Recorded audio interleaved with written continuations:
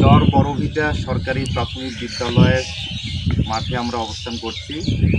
বিকেলবেলা যখন আসলাম, এখানকার ইমরান, আলামিন, হাশেম, সবুজ, তাদের সাথে কথাবার্তা বললাম, পরিচয় হলাম।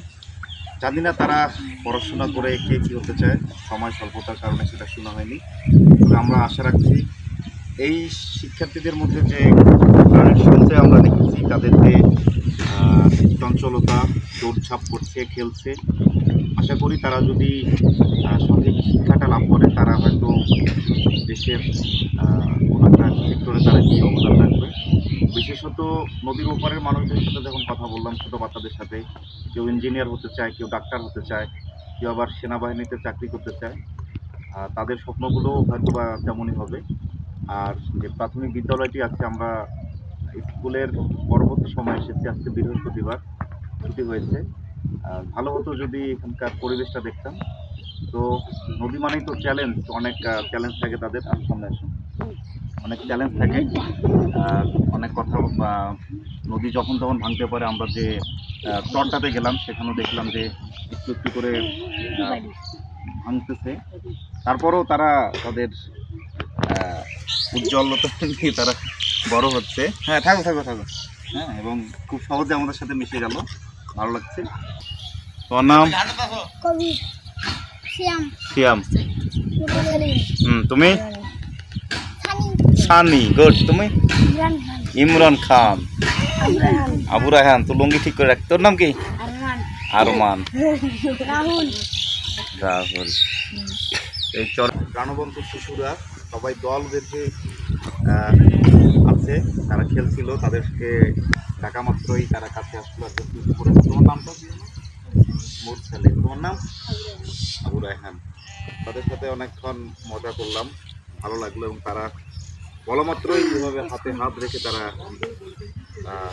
আছে, ক্যামেরাবন্দি হচ্ছে। এই সুন্দর দৃশ্যটি ধারণ না করে পারলাম না। সেটা সবাই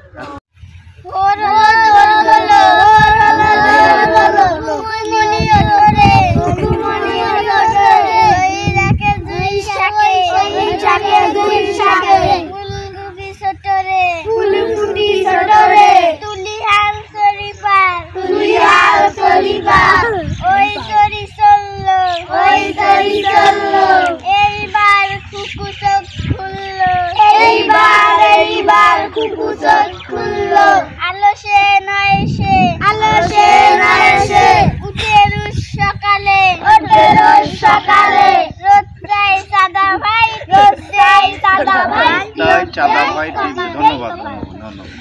হয়েছে, ভালো। স্থানীয় মুরব্বীদের সাথে কথা বলে জানলাম চর বড়ভিটা নতুন একটি চর। এখানকার মানুষজন যারা এখানে বর্তমান অবস্থান নিয়েছেন, তারা অন্য কোথাও ছিল।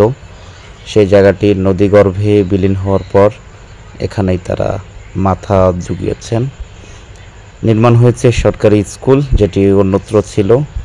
নতুন করে মসজিদ, ঈদগাহ ময়দান, শিশুদের আরবি ধর্মীয় শিক্ষার জন্য একটা মাদ্রাসা হয়েছে।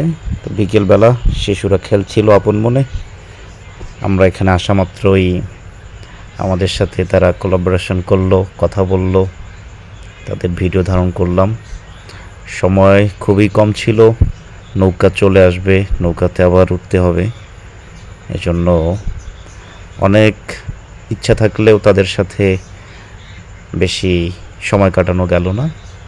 তাদের জন্য শুভকামনা।